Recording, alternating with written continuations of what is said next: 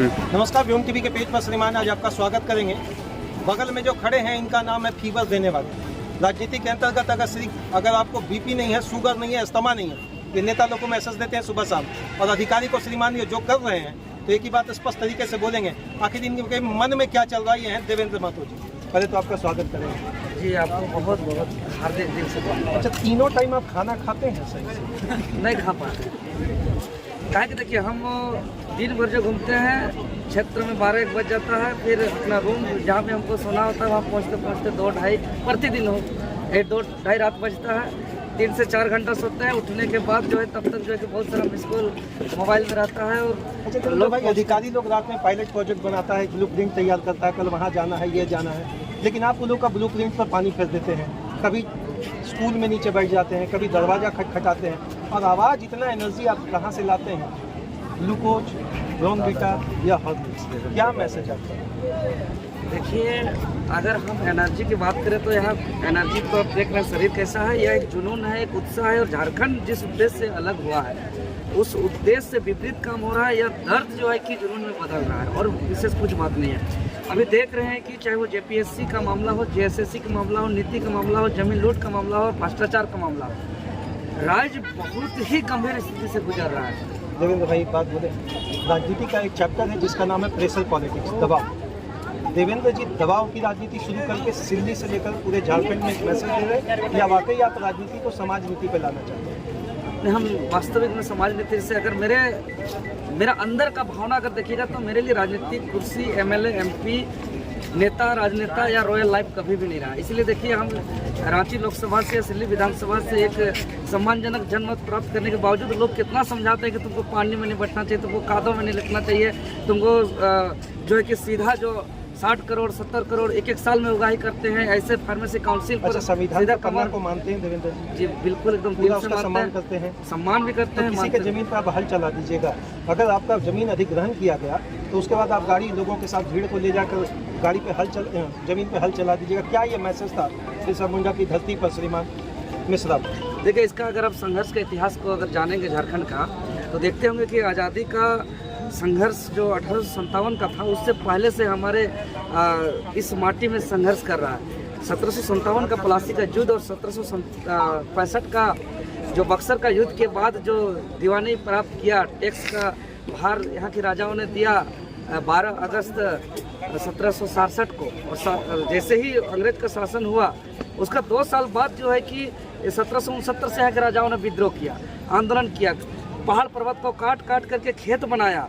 लेकिन जब अपने काटा हुआ खेत पर कोई टैक्स ले रहा है, अगर हम टैक्स नहीं दे पा रहे तो हमारा जमीन जो है कि सरकार नीलामी कर ले रहा है। और यही मूल कारण से वजह से जो है कि पहाड़िया विद्रोह, संथाल विद्रोह, मानवम विद्रोह, तमाड़ विद्रोह, बिरसा का आंदोलन सब कुछ हुआ, लेकिन सीएनटी एक्ट कानून लागू हुआ, लेकिन हमारा जमीन जब नहीं बचने का स्थिति हुआ तब हमारे पूर्वजों ने सोचा कि एक अलग झारखंड होना चाहिए। आप देखिए, नहीं जमीन का हम थोड़ा सा आपको नहीं, क्योंकि मेरा काम है, देवेंद्र भाई से जानना चाहते हैं, भूमि अधिग्रहण नियम जो है उसको आप मानते हैं?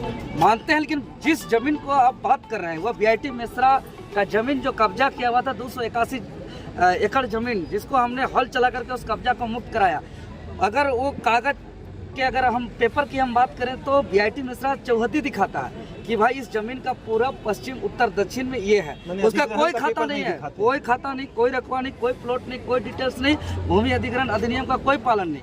और बिना कागज पत्तर पेपर का यहाँ के अधिकारी पदाधिकारी जो है कि क्लीन चिट देते हैं कि ये जमीन बीआईटी मिश्रा का है। तब हम लोग को जो है कि लाठी डंडा का सामना करते हुए मजबूर होकर के जमीन को बचाने के लिए, इसलिए हमने चूंकि सब कुछ था, बड़े बड़े राजनेता लोग भी थे, हम यही कहे कि अब मेरे पास पेपर है, बीआईटी के पास पेपर नहीं है, अधिकारी पदाधिकारी फिर भी बिना पेपर का बोल रहा है कि बीआईटी का जमीन है। अगर इसके बीच में अगर इस कब्जा जमीन को मुक्त कराना है तो मेरा एक ही हथियार है कि इसमें हमको फसल कराना होगा, हमको हल चलाना होगा, हमने हल चलाया। अच्छा, एक और नियम है कि यदि 12 साल तक आपकी जमीन पर जो अधिग्रहण किया गया अगर काम नहीं होता है साल कमेटी के द्वारा, उसको पुनः रैयत को वापस मिलना चाहिए। क्या एक दूध एक कट्ठा एक दशमिन कहीं भी वापस हुआ था? जी बिल्कुल, आज तक का इतिहास में कहीं नहीं हुआ। आज रिम्स 2 की बात करें, वहाँ की हजारों हजार एकड़ जमीन वो आज से 50-60 साल पहले बताया जा रहा है अधिग्रहण बिरसा एग्रीकल्चर यूनिवर्सिटी के द्वारा किया गया था, और वो जमीन तब से लेकर कुछ उपयोग नहीं किया गया। उसमें खेती बाड़ी करते थे, वो उपजाऊ कृषि योग्य भूमि था, उसको जो है कि जबरदस्ती ब्रैकेटिंग लगा करके पुलिस प्रशासन का छावनी बिछा करके उसको जबरदस्ती कब्जा किया जा रहा है। उसके अलावा अभी बहुत ऐसा जमीन अभी चामा का, बुकरू का, देवेंद्र जी एक विरोध कहीं नहीं करते हैं कि वर्तमान जो सरकार है वो किसी तरह इंडस्ट्री को यहाँ सेटअप करे। किसी भी जगह से भी माननीय मुख्यमंत्री जी बाहर गए, विदेश गए, बोले कि मैगी का फैक्ट्री खुलेगा या खुलेगा। मैं इस बात का विरोध आज आप ही के मुख से जानना चाहता हूँ। आप कभी भी किसी भी सरकार से ये नहीं कर रहे कि यहाँ फैक्ट्री स्टेबल करेगा, ये स्टेटमेंट मैंने आपके मुख से कभी नहीं सुना। देखिए, आप जैसे कि रोजगार, फैक्ट्री इस्टेब्लिश करने का मतलब रोजगार, प्रोडक्शन।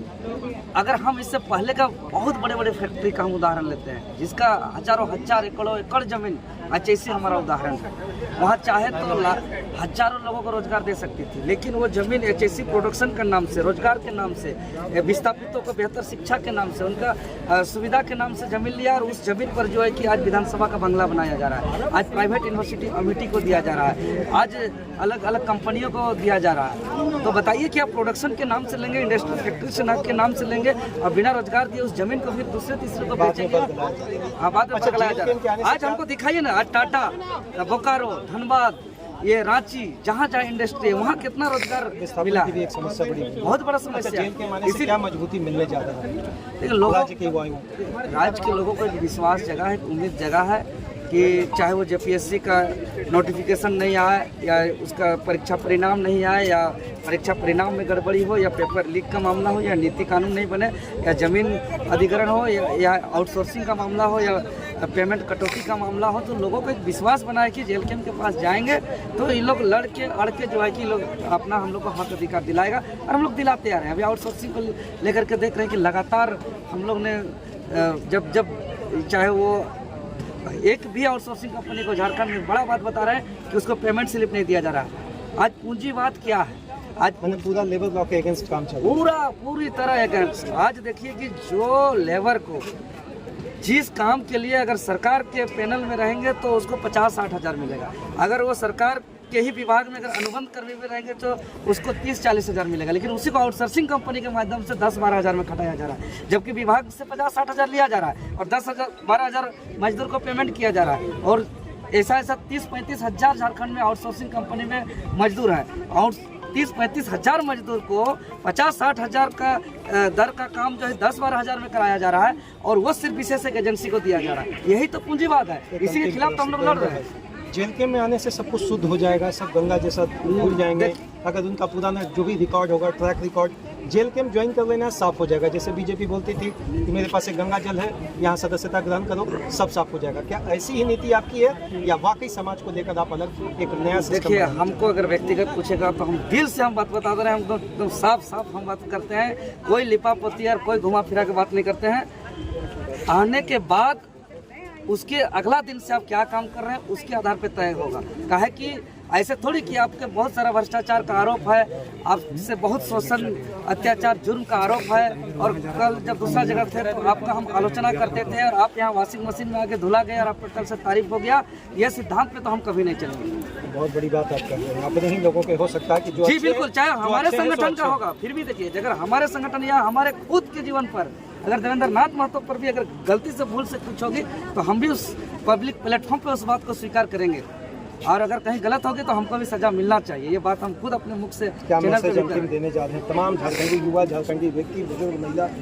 क्या आप लोगों के पार्टी की तरफ से नहीं, एक युवा की तरफ से, एक छात्र सिस्टम को लेकर आप आगे बढ़ते हैं, क्या मैसेज है? मेरा मैसेज यही है, 25 साल के झारखंड में जिस उद्देश्य से हमारे पूर्वजों ने लंबे संघर्ष के बाद धरती आबा भगवान बिरसा मुंडा जयंती के अवसर पर अबुआ दिसम अबुआ राज के उद्देश्य से अलग झारखंड राज्य का गठन हुआ, लेकिन आज जितने भी संवैधानिक संस्थाएं हैं, चाहे वो जेपीएससी हो या मानव अधिकार आयोग हो, महिला आयोग हो, लोकायुक्त हो, सारे के सारे संवैधानिक संस्था को जो है कि धीरे धीरे विलुप्त किया जा रहा है। वहाँ पे कोई कार्रवाई नहीं की जा रही है, चाहे सूचना आयोग हो।